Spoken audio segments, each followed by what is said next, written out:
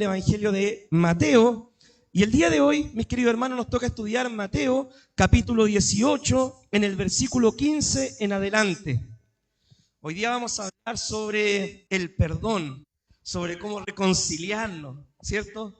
Hay por ahí algunos de nosotros decimos, ¿cierto? Señor, el Señor nos manda a perdonar, pero el prójimo no colabora de repente, ¿cierto? De repente el prójimo no pone de su parte. ¿Ya? Muchas veces uno quiere poner de su parte, pero el prójimo no pone. Bueno, acá vamos a entender, ¿cierto?, todo lo que la Biblia nos habla a nosotros del perdón. Pero qué grande, mi hermano, que es el perdón, a manera de preámbulo para empezar como introducción. Alguien dijo una vez que el perdón, mi hermano, es dejar libre a un prisionero y después darse cuenta que ese prisionero era uno. Cuando uno no perdona, mi hermano, uno está atrapado al rencor, a la amargura, al resentimiento, algunos, ¿cierto?, más atrevidos, a la venganza, ¿cierto?, cuando uno no perdona, cuando uno no es libre de eso. Y la Biblia nos habla a nosotros de que cuando nosotros no somos capaces de perdonar, en nuestro corazón se van creando raíces de amargura. Y mi hermano querido, mire, para serle bien franco y bien directo, muchas veces uno puede estar muy amargado con situaciones que quizá el prójimo hizo, lo ofendió, hizo algo, dijo algo, actuó de una manera, le falló. Pero déjeme decirle que la única persona perjudicada en no perdonar es uno. Si uno no perdona, el único perjudicado va a ser uno. Uno puede esperar que a la persona le vaya mal, capaz que le va hasta mejor, ¿cierto? Uno puede esperar que caiga el juicio de Dios y capaz que no cae. Y uno puede pasarse la vida, años y tiempo con esa mentalidad.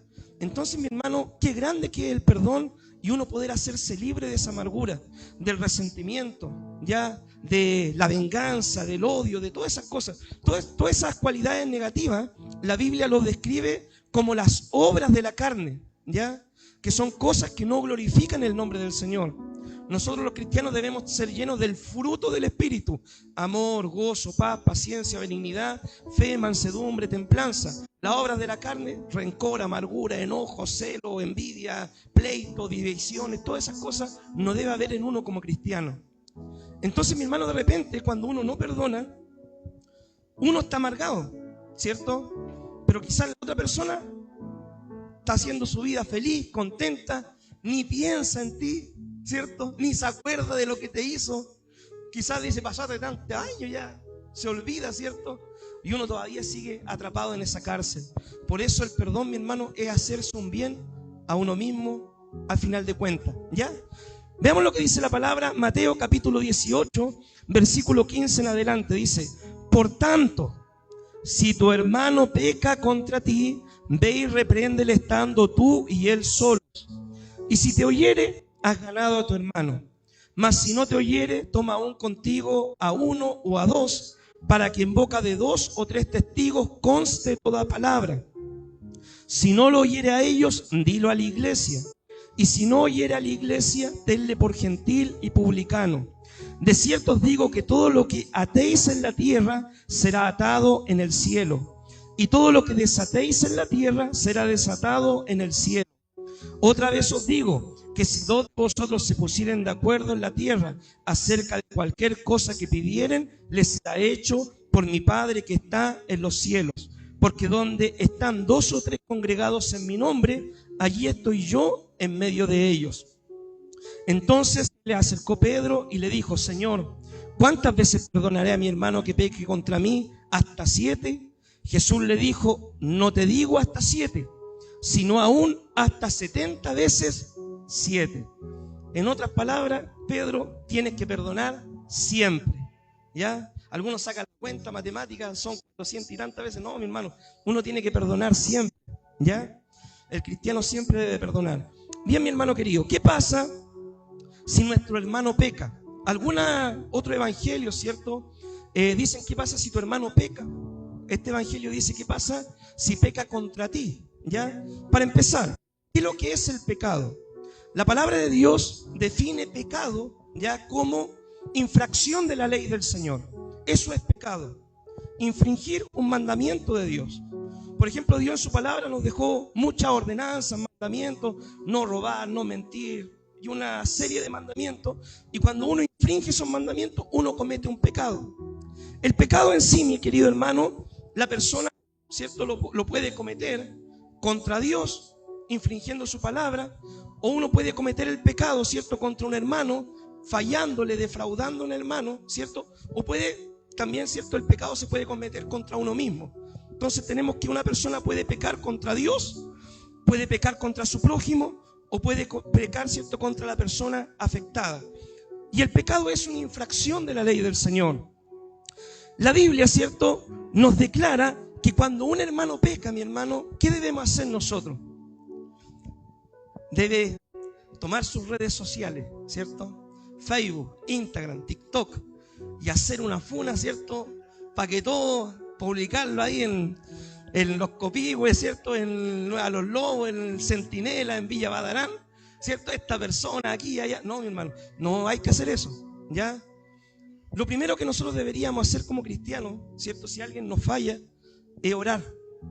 Orar, ¿cierto?, para poder entregar la situación en las manos del Señor, ¿ya? Y que Dios nos dé la sabiduría, la gracia, para nosotros poder ir a conversar con esa persona.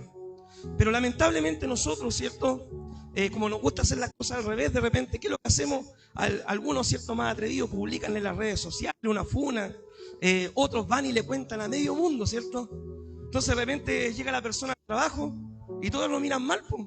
Y la persona, ¿y por qué? ¿Qué les pasa conmigo hoy día que están todos enojados? Y no sabe la persona, ¿cierto?, que había cometido un error, pero todos los demás saben, menos la persona que cometió el error. Entonces, esas son prácticas que nosotros como cristianos no debemos tener, ¿ya?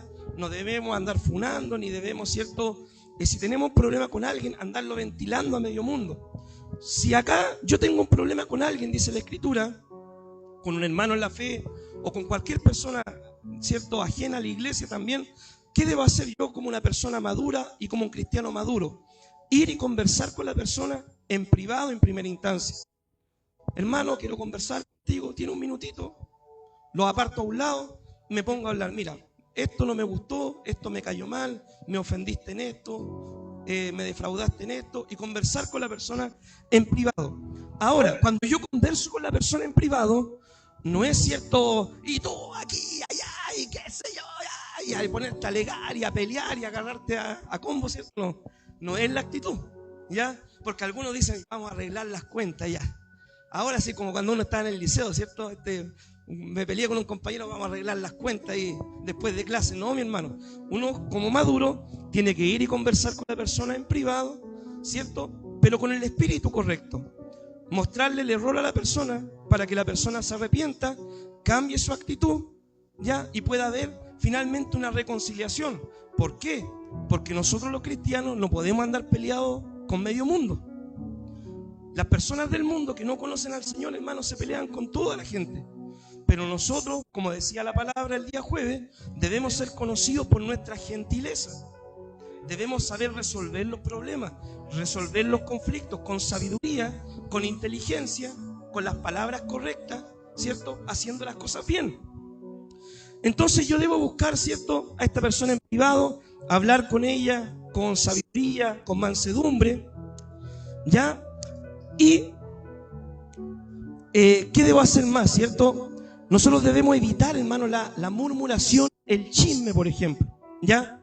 En una ocasión, para contarle algo, ¿cierto? En una ocasión, ¿qué es lo que había pasado? Había pasado de que Moisés había enviudado, ¿ya? Y se había casado con una mujer cusita, dice la palabra. La mujer cusita era una mujer extranjera, una mujer, ¿cierto?, de raza de color. Y cuando se casó Moisés con esta, no le pareció a su hermano mayor Aarón, ¿cierto?, ni a María, no les pareció. Entonces, ellos, en vez de, por ejemplo, ir a conversar con Moisés esa situación, ellos empezaron a hablar a espaldas de Moisés. Y empezaron a criticar a Moisés y empezaron, ¿cierto?, a decir, y bueno, y este no se cree tan espiritual, no se cree tan de Dios, y mira con la mujer que se casó, más encima que es profeta, ¿y acaso nosotros no somos profetas? Bueno, en fin de la situación, ¿qué pasó? Dice la palabra que Dios los llama a los tres al tabernáculo. Y Dios dice, yo por mi siervo Moisés he hablado, ¿ya? Y yo a él me presenté cara a cara para hablar con él. Y ustedes, por haber murmurado de él, ¿cierto?, Dios permitió una disciplina en la vida de María ¿Por qué? Por haber murmurado de Moisés. En vez de ella, ¿cierto? Como hermana también de Moisés y con confianza, mayor razón cuando hay lazos familiares, poder hablar con la persona cara a cara y decirle, mira, no me parece, Moisés, esta situación o esto acá. La murmuración, hermano, el chisme, la crítica, el pelambre a espalda de la persona, a nosotros nos deja leprosos espiritualmente. Es decir, nos deja apartados de la presencia del Señor. A nosotros nos deja, ¿cierto?, con una lepra, por así decirlo, espiritual. Es decir, no estamos aptos delante de la presencia del Señor. Y hay mucha gente que cuando surgen inconvenientes, en vez de conversarlo persona a persona, lo comentan, lo murmuran, lo hablan, ¿cierto?, por atrás, pero no arreglan esas cuentas con la persona. En la Biblia nosotros encontramos otro ejemplo. La palabra del Señor nos dice de que David era un hombre adorador, un hombre que amaba al Señor, un hombre conforme al corazón de Dios, dice la Escritura, un hombre, hermano, que cuando trasladaban el arca, ¿cierto?, a Jerusalén, danzaba y se gozaba y se alegraba delante de la presencia del Señor. Pero David, en un momento, en vez de estar ocupado en las tareas del rey, ¿cierto?, estar en la guerra, se había quedado descansando en su palacio. ¿Qué es lo que pasó en esa situación? Mirando por una ventana, vio una mujer, ¿cierto?, le llamó la atención, la mandó a llamar, tuvo una relación con ella, cayó en pecado, iban a ser un hijo. David pensaba que su pecado estaba totalmente oculto, que nadie lo sabía, que nadie lo había descubierto. De hecho, David, ¿cierto?, ¿qué es lo que hizo? David al esposo de la mujer lo había mandado a llamar para hacer pasar como que el hijo iba a ser de él, pero este hombre era tan fiel a David que se quedó junto, ¿cierto?, a la puerta de David haciendo guardia, y al final David termina sentenciándolo y poniendo la guinda de la torta. Le manda con una carta al frente de batalla. David dijo, aquí yo libré, ¿cierto? Nadie me va a saber, nadie me va a criticar, nadie me va a condenar. Este pecado pasó,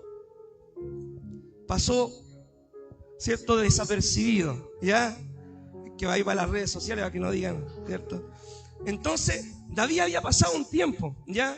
Había pasado un tiempo y pensó de que había ocultado su pecado. Pero Natán fue a corregir al rey David. Pero mire la sabiduría que usó Natán para poder corregir al rey David. Natán no fue, ¿cierto?, como lo hacen algunos hermanos, ¿cierto?, a pararse ahí al frente. Y tú, rey político, que caíste en pecado y qué sé yo y todo. No fue así Natán. Natán dijo, rey, quiero conversar con usted. ¿Qué pasa, Natán?, le dijo David. Había un hombre, ¿cierto?, tenía muchas ovejitas, un hombre rico. Pero había un hombre pobre que vivía al lado y tenía una sola ovejita. Y este hombre rico, en vez de cocinar una de sus ovejitas para saciar su hambre, fue y le quitó la oveja a este hombre, la única ovejita que tenía y que él la había criado, ¿cierto?, como alguien de la familia. Y David se enoja porque tenía celo de Dios, a pesar de que había cometido su falta. Y dice, ese hombre debe morir y debe pagar 3 tantos. Y ahí es donde Natán le lanza la palabra de profecía y le dice, rey David, ese hombre eres tú. Entonces, mi hermano, nosotros acá vemos la sabiduría que pudo usar Natán para poder llevar al rey David al arrepentimiento. Cuando David se da cuenta que él mismo había sentenciado, ¿cierto?, sobre él mismo el juicio, dice que David se cae de rodillas, se desploma y empieza a orar y a clamar al Señor pidiéndole perdón. Y Natán le dice, Dios también te ha oído esto y va a ser perdonado. Pero el hijo que va a tener lo van a perder. Entonces tuvo que vivir también la disciplina o la consecuencia de su pecado. ¿A qué es lo que quiero llegar con esto, mi hermano? Querido hermano, errar, todos nos vamos a equivocar. Todos nos hemos equivocado. El tema, mi hermano, es que nosotros debemos saber pedir perdón. Primeramente al Señor. Y si nosotros le hemos fallado a nuestro hermano, también debemos pedirle perdón a nuestro hermano. Alguien preguntó por ahí en los jóvenes, ¿cierto? ¿Y qué pasa si pido perdón y no me perdonan? Mi querido hermano, si tú pides perdón y la otra persona te dice, no te perdono, tú eres libre, ¿cierto? Porque tú cumpliste con la parte que Dios te pide a ti. Dios no te pide que la otra persona te perdone. Ya es el trato de esa persona con Dios y que no quiere perdonar. Dios lo que te pide a ti es que si tú fallas, tú pidas perdón. Y la persona te puede decir, no, yo no te perdono, yo no lo voy a olvidar, qué sé yo. Ya es tema de la persona con Dios. Pero tú cumpliste la parte que Dios te exige a ti, de ir y pedir perdón y arreglar las cuentas, mientras estemos en el camino. ¿Qué es lo que quiere decir esto, mi hermano querido? Que después que parte, ¿cierto?, la persona, de nada sirve ir al funeral, ¿cierto?, tirarse encima del cajón, mamita, mamita, que tanto te quiero, mamita, y perdóname que fui un mal hijo, que me porté mal, papito, nunca más lo voy a hacer, ahora voy a cambiar. De nada sirve. Las cosas, mi hermano querido, hay que hacerlas en vida. En vida hay que arreglar las situaciones, los problemas que uno tenga, porque después de muerto ya no podemos hacer nada. Después de muerto solamente hay que pedirle perdón a Dios. Pero uno, los nudos que tiene que desatarlos en la vida, ¿ya? Entonces, mi hermano querido, tenga presente de que siempre va a vivir situaciones, puede vivir malentendidos, pueden suceder cosas, pecados que le puedan ofender, pero usted lo que tiene que tener en cuenta es que debe seguir el patrón bíblico y evite, mi hermano querido, cuando surge un problema, como dice el dicho, ¿cierto?, apagar el fuego con benzina.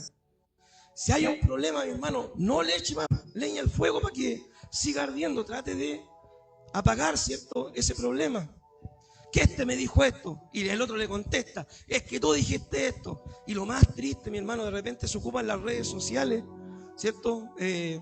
Gente que ahí, no, que se atacan para allá, se atacan para acá y todo. Hermano querido, eso nosotros no debemos hacerlo, ¿ya? Los problemas, mi hermano, no se solucionan si es que uno los va a publicar en una red social o va a hablar mal de los demás. Los problemas se solucionan cuando usted habla con la persona correcta, con la persona que tiene el problema, el conflicto. Y cuando usted le hace ver los errores que ella cometió, pero se lo hace ver con amor y con mansedumbre.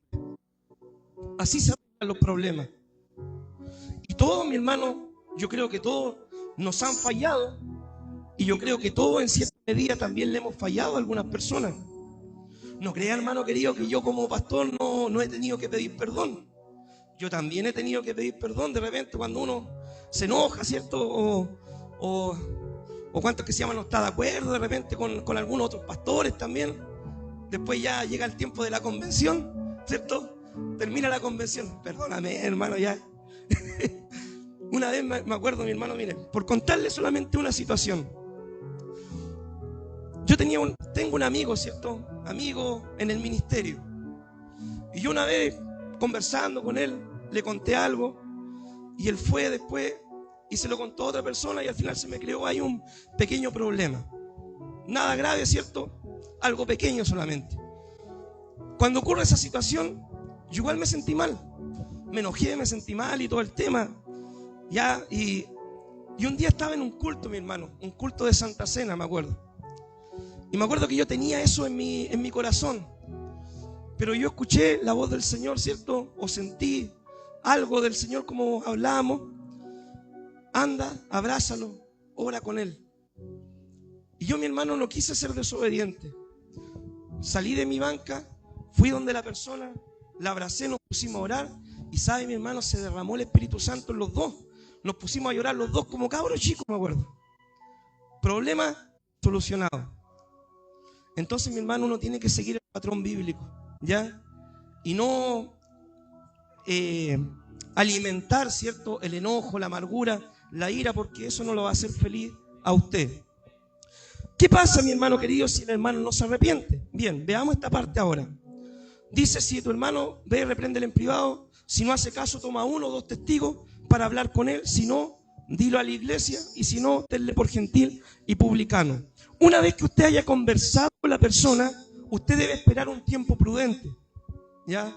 Un tiempo prudente, por ejemplo, que arregle la situación en la que le está fallando. Si usted ve de que no hay un cambio en la persona, ¿cierto?, en su forma de vivir o en el pecado que cometió contra usted, usted recién ahí puede ir donde mí, donde los consejeros, ¿cierto?, donde la pastora y decir, pastora, está esta situación, este problema, hay que conversar con el hermano o la hermana, ya. ahí vamos nosotros, intervenimos los líderes. Conversamos con la persona que pasó aquí y allá, y nosotros juntos debemos llevar a la persona al arrepentimiento, ¿cierto? Junto con la persona y junto al liderazgo. Debemos buscar el arrepentimiento del hermano y dar otro tiempo prudente para ver cómo va la persona a actuar, ¿cierto? Después de recibir la reprimienda. No es llegar, ¿cierto? Pasó algo, me lo cuentan y yo después me enojo, ¿cierto? En el púlpito, ya el hermano está en disciplina y ni siquiera conversé con la persona. No es así, ¿ya? Hay un proceso, uno a uno. Después, si no entiende, uno con testigo. Si no entiende, después se le dice a la iglesia. Si no entiende, después por gentil y publicano, es decir, no es considerado cristiano. A todo esto, la persona puede seguir viniendo a la iglesia, solamente que no puede participar, ¿cierto?, en lo que es liderar, ministrar, orar, ni hacer nada que tenga que ver con la liturgia de la iglesia hasta que haya solucionado su tema espiritual, ¿ya? Entonces, si después de un tiempo no quiere cambiar la persona, continúa en su pecado. Por eso es, si tu hermano peca, ¿cierto? No tan solamente si peca contra ti, si tu hermano peca, porque puede ser que el hermano, no sé, cayó en fornicación, cayó en adulterio, ¿cierto? Cayó en cuánta cosa. Por eso, si tu hermano peca, este es el proceso a seguir. Si después de un tiempo la persona continúa en su pecado, uno, ¿qué es lo que debe hacer? Debe en la iglesia ponerlo en disciplina. Es decir, yo de repente voy a pararme acá y decirle, hermano, ¿cierto? Va a estar en disciplina hasta que ordene su vida, se ordene su caminar. Mi hermano querido, si a usted le interesa saber por qué el hermano está en disciplina, ¿ya? ¿Usted qué le tiene que hacer? Ir y preguntarle usted mismo al hermano, ¿ya? Porque acá el púlpito, mi hermano, yo no voy a estar, no, que el hermano está en disciplina por esto, que le falló a esto, que le pegó a la señora, que se fue con... No, yo no voy a decir eso desde acá, desde el púlpito. Si a usted tanto le interesa la vida de su hermano porque está en disciplina, usted, ¿cierto?, tiene que ir, hermano, ¿por qué está en disciplina? Y ahí verá el hermano si le quiere contar o no le quiere contar, ¿ya? Pero usted tiene que conversar usted con la persona. Desde el púlpito, ¿cierto?, uno va a decir, este es el proceso simplemente que vive este creyente. Si después de un tiempo, ¿cierto?, la persona no cambia, muchos hermanos en el proceso de disciplina, ¿qué es lo que ocurre? Muchos se van de la iglesia, no aguantan la vara, se van de la iglesia, ¿cierto? Que no, que acá en la iglesia me pusieron disciplina, no me dejan trabajarle al Señor y qué sé yo y todo. No, mi hermano, si acá hay toda libertad para trabajar, pero hay un orden. Entonces muchos se enojan, se van de la iglesia o por vergüenza se van. La disciplina continúa hasta que la persona regrese y se ordene con el Señor primeramente. Y hay muchos, ¿cierto?, que abandonan la fe, ¿cierto? No quieren ordenar su vida y se van al mundo. Entonces la Biblia dice a ellos, considéralo como gentiles y publicanos. ¿Qué es lo que quiere decir esto, mi hermano querido? No quiere decir, ¿cierto?, que nosotros, ya este es gentil. No, yo no me junto con él. O no lo voy a ir a saludar, le voy a quitar el saludo cuando lo vea en la calle. No quiere decir eso. Jesucristo, mi hermano, trató con gentiles y con publicanos también. Y el Señor siempre fue gente para tratar con todo. Siempre fue persona, ¿ya? ¿Por qué? Porque al fin y al cabo, el Señor lo que busca es que ojalá todas las personas puedan entender el Evangelio y puedan ser salvos. Uno no sabe, mi hermano, si el día de mañana esa persona logra entender su pecado, que estuvo mal, y se ordena delante del Señor y puede ser reintegrado a la iglesia. Un caso así pasó en la iglesia de Corintios. ¿Qué es lo que había pasado en Corintios? El apóstol Pablo, ¿cierto?, puso a un joven en disciplina. ¿Por qué? Porque en ese tiempo ese joven le había quitado la esposa a su papá. Es decir, ¿cierto?, la mujer de este hombre había fallecido, él tenía una madrastra y un hijo, ¿cierto?, de este hombre le quitó la esposa. Entonces Pablo, hermano, semejante pecado en la iglesia, lo puso en disciplina, el hombre no entendió, se fue de la iglesia.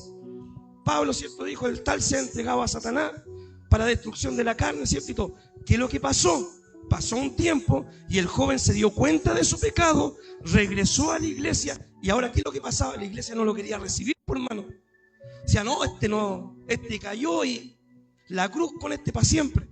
Y Pablo tiene que volver a escribir, ¿cierto?, 2 Corintios y decirle, hermano, Si este hombre ha sido perdonado por Dios, yo también lo he perdonado, y la iglesia debe perdonarlo si hay un arrepentimiento genuino. El tal sea reintegrado a la iglesia. Porque Dios, mi hermano, al fin y al cabo, quiere que las personas entiendan el evangelio y que ojalá nadie se pierda. En el camino hay muchos porfiados que no entienden. Ese es otro tema. Pero el plan de Dios y el deseo de Dios es que la gente entienda y pueda ser salva al final del camino. ¿Ya? La corrección, dice Gálatas capítulo 6, versículo 1. No sé si lo tiene Andreita. Gálatas 6, 1. A ver si me ayuda. La corrección, hermano, siempre debe ser con amor y siempre debe ser con sabiduría. ¿Ya? Gálatas 6, 1 dice: hermanos, si alguno fuere sorprendido en alguna falta, vosotros que sois espirituales, restaurarle con espíritu de mansedumbre, considerándote a ti mismo, no sea que tú también seas tentado. ¿Cómo se debe corregir? Con amor, con mansedumbre, con sabiduría y considerándonos a nosotros mismos. ¿Por qué, mi hermano querido? Hay un dicho que se ocupa, ¿cierto? Que dice que no es bueno, ¿cierto?, tirar la piedra si es que uno tiene un tejado de vidrio. O como dice bíblicamente la palabra, ¿cierto?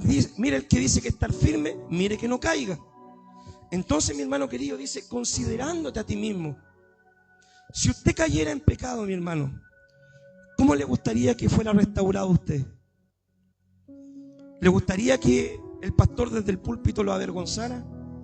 ¿Le gustaría que yo lo pusiera acá, el hermano está en pecado porque hizo esto, delante de toda la iglesia? ¿Le gustaría que cuando yo lo viera en la calle, fuera caminando, pecador, y siguiera mi camino? ¿Le gustaría que yo fuera así? O que el hermano, usted, el hermano va a encontrar, no, lo veo, me voy por otro camino, ¿cierto? No, le quito el saludo. No, mi hermano, si usted ha caído o cayera alguna vez en pecado, no le gustaría que tuvieran esa actitud con usted. Usted, mi hermano, con amor y con sabiduría, debe conversar con la persona si está en una falta y debe procurar llevarla al arrepentimiento. Pero ¿cuál es el problema, mi hermano querido, también que surge? Que muchas veces las personas caen en pecado y dicen, no, hay que tener amor cristiano, ¿cierto? Entonces el hermanito, ¿cierto?, dejó a la señora, se fue con otra familia, y los hermanos se juntan, comen asado, publican la foto en Facebook, cantan su alabanza, hacen sus cultos de oraciones, qué sé yo, comparten ahí todo bien. Pero al hermano con el que comparte, que cayó en pecado, no se juntan con él con el propósito de llevarlo al arrepentimiento. Y de eso la Biblia también a nosotros nos habla. Mire lo que dice la palabra del Señor en 1 de Corintios capítulo 5 versículo 11. Y Pablo, hermano, es durísimo en cuanto a este tema. Mire lo que dice 1 Corintios 5, 11.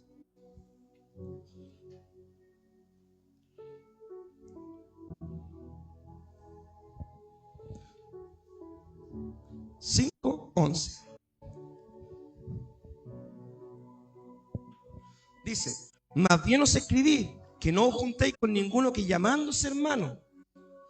Acá hay una aclaración. La persona que está en pecado y que quiere seguir haciendo las cosas tal cual y no quiere cambiar y que quiere que la iglesia lo acepte en su pecado. A eso se refiere esto, ¿ya? Que llamándose hermano, ¿cierto? No es una persona que reconoce su error o que cayó en una falta. Fuere fornicario, avaro, idólatra, maldiciente, borracho, ladrón, con el tal aún ni comáis. Cualquier persona que se considera cristiana y que usted le dice, usted está en pecado, usted está mal, usted tiene que... No, yo estoy bien, la iglesia me tiene que aceptar así. Ahí Pablo dice, con el tal aún ni comáis. Pero si la persona reconoce que falló, reconoce que erró, reconoce que se equivocó, uno tiene que conversar con la persona, seguir tratando con ella para llevarla al arrepentimiento, ¿ya? Porque por ahí, ¿cierto?, de repente uno se entera de situaciones, ¿no?, que el pastor, ¿cierto?, cambió a la señora, ¿cierto?, se aburrió de la que tenía, miró a la secretaria de la iglesia y el pastor siguió pastoreando la iglesia miércoles. Y la hora está bendecida, ahora está llenita de gente. Entonces, ¿qué debe hacer la iglesia en una situación así? No debe permitirlo. Si el hombre falló, el hombre va a disciplinar y tiene que dejar el ministerio, ¿ya? porque si no seríamos, ¿cierto? Estaríamos cayendo como iglesia en una falta si permitiéramos eso. Bien. Entonces, mi hermano querido, debemos cuidar nosotros de no hacer leña del árbol caído. Debemos procurar rescatar a los soldados heridos, ¿cierto? No matar a nuestros propios soldados. Pero si la persona abandona la fe, ¿cierto? O si la persona quiere seguir perseverando en la fe y no quiere cambiar su vida, ¿cierto? Ahí nosotros debemos orar por ella, ¿cierto? Y llevarla al arrepentimiento de una forma más directa, ¿ya? Mi hermano querido, para ir terminando ya, Jesús declara de que todos nosotros nos hemos equivocado. En una o en otra cosa, todos nosotros hemos fallado, ¿ya? Que estábamos destituidos de la gloria del Señor. La paga del pecado, dice la Biblia, es la muerte. Pero nosotros estábamos también enemistados con Dios. Dios estaba enojado con nosotros por causa de nuestro pecado, de nuestras transgresiones. Dice, nuestros pecados habían causado separación entre Dios y nosotros. Pero mi hermano querido, la buena noticia es esta, que Jesús pagó por nuestros pecados, pero no para que nosotros siguiéramos viviendo tal cual, no, sino que Cristo pagó nuestros pecados para salir a nuestro encuentro y para transformar nuestra vida. El Evangelio, mi hermano, cambia vidas. El que robaba no roba más, el que mentía no miente más, el que era bueno para los garabatos deja de decir garabatos. El Evangelio cambia vidas, el Evangelio transforma vidas. Toda persona que ha tenido un encuentro con Jesús, su vida ha cambiado y no va a seguir siendo la misma vida que llevaba antes de conocer al Señor. Jesús, mi hermano, cargó en la cruz por el pecado de toda la humanidad. Y solamente por medio del sacrificio de Cristo, nosotros somos perdonados y podemos ser salvos. Solamente por lo que Cristo hizo. Por eso, mi amado hermano, ahora el Señor nos demanda también a nosotros que si nosotros hemos fallado, le pidamos perdón a Él. Que si nosotros también le hemos fallado a nuestro prójimo, le pidamos también perdón a nuestro prójimo. Y que no alberguemos, ¿cierto?, en nuestra vida ningún mal sentimiento ni ninguna obra de la carne. Si no somos capaces nosotros, mi hermano, si tu hermano peca contra ti y tú no eres capaz de perdonar a tu hermano, la Biblia dice de que Dios no te puede perdonar a ti.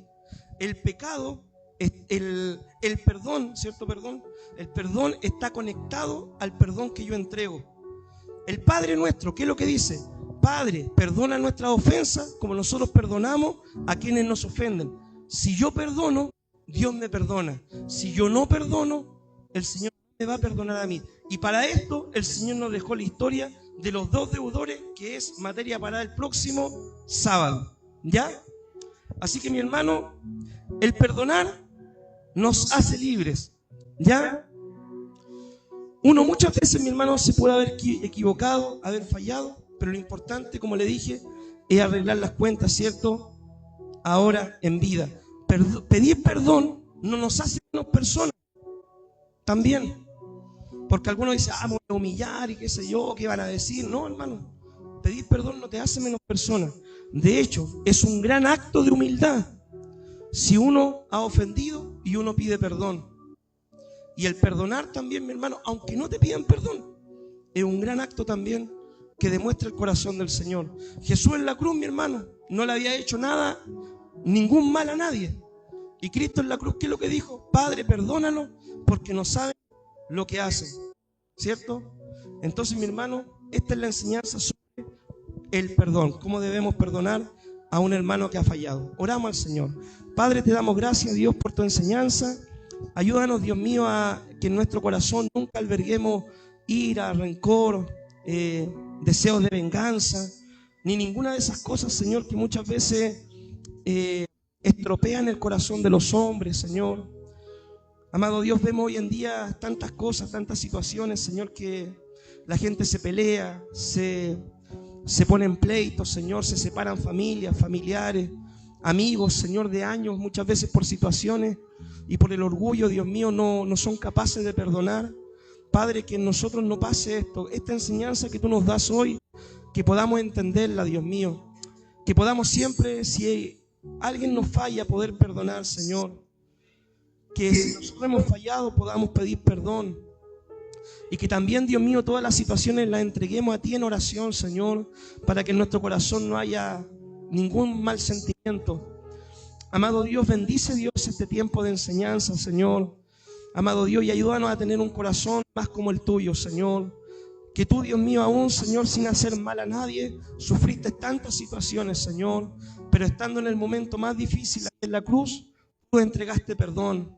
Amado Dios, y gracias a eso somos nosotros perdonados el día de hoy. Te damos gracias, Dios, por esta enseñanza. En tu nombre, Jesús. Amén y amén. Que Dios